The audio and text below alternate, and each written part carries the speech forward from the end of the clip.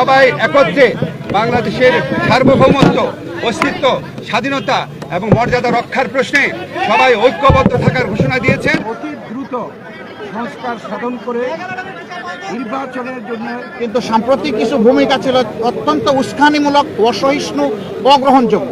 আপনারা এটা দেখেছেন। আমাদের বক্তব্য হচ্ছে এই রাজনৈতিক দলগুলো যেগুলো মতামত দিয়েছে এখন পর্যন্ত এটার একটা সামারি আমি আপনাদের সাথে শেয়ার করছি। আজকে আমাদের যে ফ্যাসিস্ট আওয়ামী লীগ সরকার এবং তাদের দোসররা বাদে বাংলাদেশে যত পলিটিক্যাল পার্টি আছেন সবাই আজকে উপস্থিত ছিলেন। নানান মত পথ আদর্শের ভিন্নতা ছিল, কিন্তু সবাই একত্রে বাংলাদেশের সার্বভৌমত্ব, অস্তিত্ব, স্বাধীনতা এবং মর্যাদা রক্ষার প্রশ্নে সবাই ঐক্যবদ্ধ থাকার ঘোষণা দিয়েছেন এবং ঐক্যমত জানিয়েছেন। ওনারা এই সমস্ত আমাদের এই সভাতে যে সমস্ত বিষয়ে ঐক্যমত প্রতিষ্ঠিত হয়েছে আমি একটু পড়ে শোনাচ্ছি আপনাদের। প্রথমেই ভারতে যে বাংলাদেশ বিরোধী বিভিন্ন তৎপরতা চলছে, বাংলাদেশের উপ হাইকমিশনে হামলা, বাংলাদেশ বিরোধী প্রচারণা, বাংলাদেশের অভ্যন্তরীণ ব্যাপারে হস্তক্ষেপ, এইসবের তীব্র নিন্দা জানানো হয়েছে এবং ভারতের এই সমস্ত পদক্ষেপের বিরুদ্ধে বর্তমান সরকারের যে আত্মমর্যাদাশীল এবং সাহসী ভূমিকা তার প্রশংসা করা হয়েছে এবং সরকারের সাথে সলিডারিটি প্রকাশ করা হয়েছে।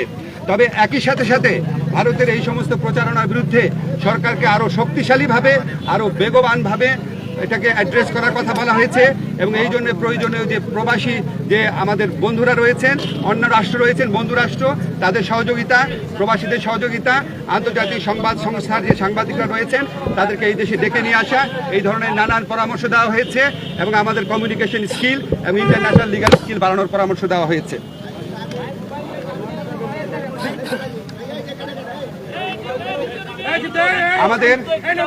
আমাদের একই সাথে সাথে ভারতের সাথে বাংলাদেশের যত চুক্তি হয়েছে গত 15 বছরের ফ্যাসিস্ট শাসন আমলে সেটা প্রকাশ করার দাবি করা হয়েছে এবং একই সাথে সাথে রামপাল সহ বাংলাদেশের জন্য ক্ষতিকর যে সমস্ত চুক্তি আছে সেগুলি বাতিল করার দাবি করা হয়েছে। বাংলাদেশের প্রতি ভারতের যে অর্থনৈতিক নিপীড়ন, যে সাংস্কৃতিক আধিপত্য প্রতিষ্ঠার চেষ্টা, অভ্যন্তরীণ ব্যাপারে নাক গলানোর চেষ্টা, সেটার নিন্দা জানানো হয়েছে এবং ভারতকে বাংলাদেশের প্রতি মর্যাদাশীল আচরণ করার, সৎ প্রতিবেশী সুলভ আচরণ করার আহ্বান জানানো হয়েছে। আচ্ছা, আমাদের এই পরিস্থিতি মোকাবেলায় ভারত বাংলাদেশ বিরোধী যে বিভিন্ন প্রচারণা চালাচ্ছে, এই পরিস্থিতি মোকাবেলায় সকল সম্প্রদায়ের মানুষের ভূমিকার প্রশংসা করা হয়েছে এবং সাম্প্রদায়িক সম্প্রীতি যে কোনো উস্কানির মুখে অটুট রাখার প্রত্যয় ব্যক্ত করা হয়েছে। সবশেষে সবাই একটা জিনিস বলেছেন যে আমাদেরকে আর শক্তিহীন, দুর্বল, নতজানু ভাবার কোনো রকম কোনো অবকাশ নাই। যে কোনো ধরনের অপপ্রচারণা এবং উস্কানির বিরুদ্ধে আমরা ঐক্যবদ্ধ থাকব এবং আমরা আমাদের ঐক্য অটুট রাখব, আমরা সাহসী থাকব এবং আমরা যে কোনো ভবিষ্যতেও যে কোনো ধরনের প্রচারণা আসলে, যে কোনো ধরনের উস্কানি আসলে আমরা আমাদের ঐক্যকে আরও বেগবান দেখানোর একটা প্রচেষ্টা অব্যাহত রাখবো। একই সাথে সাথে আমাদেরকে বলা হয়েছে, এটা প্রস্তাব আকারে এসছে, যে আমরা যে গোটা জাতি এই যে ভারতের অপপ্রচারণার বিরুদ্ধে ঐক্যবদ্ধ রয়েছি, এই জন্য আমরা সবাই মিলে একটা সমাবেশ করতে পারি কিনা, সবাই মিলে একটা পলিটিক্যাল কাউন্সিল করতে পারি কিনা, এমনকি নিরাপত্তা কাউন্সিল করতে পারি কিনা, এই ধরনের প্রস্তাব আনা হয়েছে। এই সবার মূল সুর ছিল যে আমাদের মধ্যে মত পথ আদর্শের ভিন্নতা থাকবে, আমাদের রাজনীতি ভিন্নতা থাকবে, অবস্থান ভিন্নতা থাকবে, কিন্তু দেশ সার্বভৌমত্ব এবং অস্তিত্বের প্রশ্নে আমরা সবাই এক, সবচেয়ে উপরে দেশ এবং এটার থেকে আমরা কখনো বিচ্যুত হব না।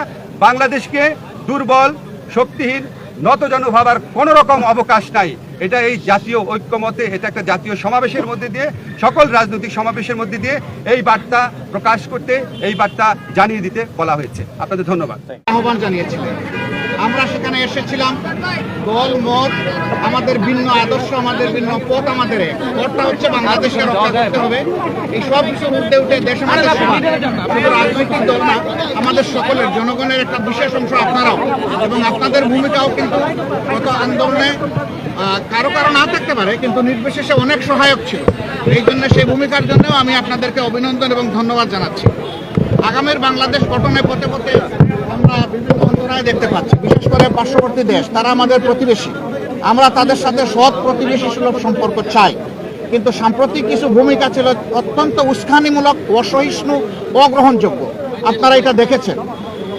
মিথ্যা তথ্যের উপর নির্ভর করে বাংলাদেশকে কলুষিত করার জন্য, এই সরকার এবং জনগণকে ব্যর্থ করার জন্য তারা দুনিয়ার বিভিন্ন জায়গায় অপপ্রয়াস চালাচ্ছেন এবং অপপ্রচার চালাচ্ছেন।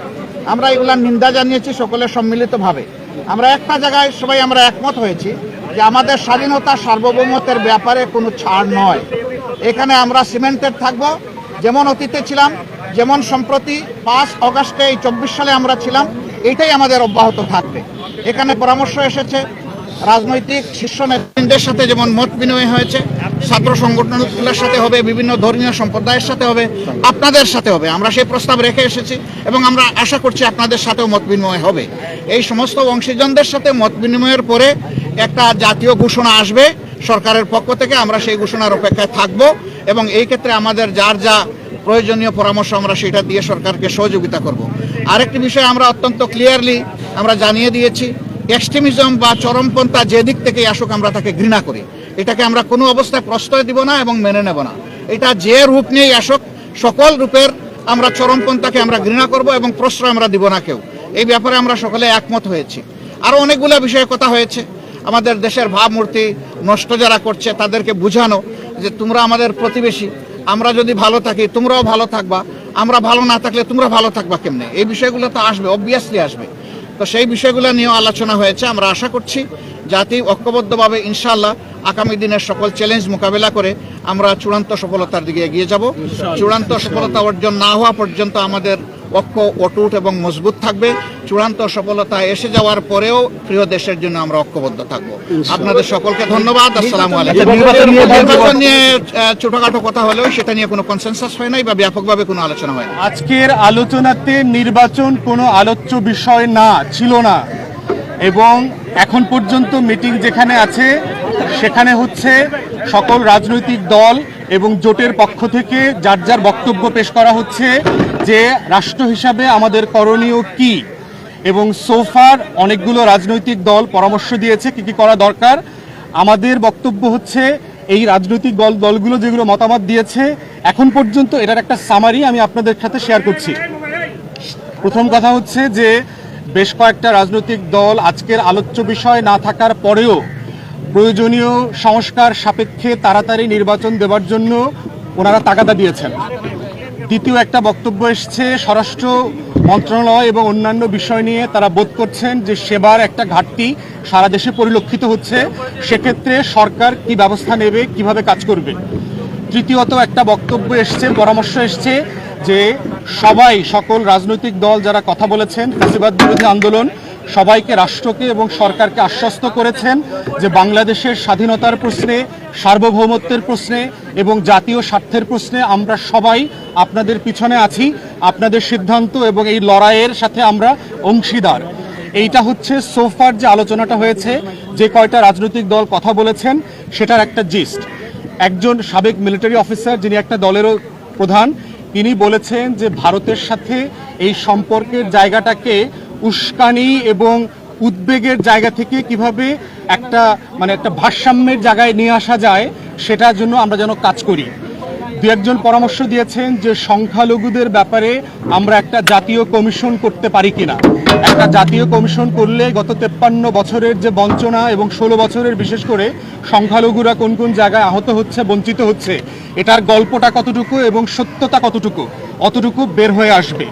দু একজন পরামর্শ দিয়েছেন রাজনৈতিক দল থেকে যে সরকারের বিভিন্ন রাষ্ট্রে যে অ্যাম্বাসিগুলো আছে সেখানে যারা কর্মরত আছেন তারা এখনো আগের আমলের ফ্যাসিবাদীদের দোসর, তাই ওই সকল রাষ্ট্রে বাংলাদেশ বিদ্বেষ ঠেকানোর জন্য যা যা করণীয় দরকার সেগুলো এখনো করছে না। সেক্ষেত্রে ওই দূতাবাসগুলো থেকে অফিসারদেরকে উদ্র করে দেশপ্রেমিক গণ অভ্যুত্থানের পক্ষের যারা অফিসার্স আছেন তাদেরকে এঙ্গেজ করা দরকার। এই যে আমাদের বিরুদ্ধে প্রপাগান্ডাটা হচ্ছে এটাকে যেন অ্যাড্রেস করা যায়। একটা পার্টিকুলার পরামর্শ এসছে, সেটা হচ্ছে যে রাষ্ট্রের পিআর প্রপাগান্ডাকে হ্যান্ডেল করবার জন্য একটা পিআর সেল করা দরকার, যে কিভাবে এই প্রপাগান্ডাটা বাংলাতে ইংরেজিতে আমরা কাউন্টার করতে পারি দেশে বিদেশে এবং বিভিন্ন টেলিভিশনের মধ্য দিয়ে। আমাদের দল এখনো কথা বলে নাই, তো আমরা অন্যান্য দল যারা কথা বলেছেন তাদের এই সামারিটুকু আপনাদের সাথে শেয়ার করছি। মিটিং এখনো চলমান, এখন নামাজের বিরতি হবার কথা, এরপরে মিটিং আরো চলবে। প্রধান উপদেষ্টা ওনার ব্রিফিংয়ে বলেছেন যে বাংলাদেশ রাষ্ট্রে গণ অভ্যুত্থানের জায়গা থেকে আমরা সামনে এগোবার কথা ছিল, কিন্তু একটা মহল আমাদেরকে আবার গণ অভ্যুত্থানের আগের জায়গার সেই ফ্যাসিবাদী জায়গাতে ফিরিয়ে দিতে চায়, নিয়ে যেতে চায়। আমাদের মতো একটা উদার প্রোগ্রেসিভ যারা লিডারশিপে আছেন তাদেরকেও তারা হিন্দু বিদ্বেষী, হিন্দুদের শত্রু, ইসলামিস্ট একটা রাষ্ট্র পরিণত হয়েছে, জঙ্গি রাষ্ট্রে পরিণত হয়েছে, এই প্রচারণাগুলো করেছেন। তো সেক্ষেত্রে প্রফেসর ইউনূস সকল রাজনৈতিক দলগুলোকে আহ্বান করেছেন, আপনারা পরামর্শ দেন সবাইকে সাথে নিয়ে আমরা কিভাবে এই সিচুয়েশনটাকে কাউন্টার করতে পারি। এই হচ্ছে আলোচনার জিস্ট।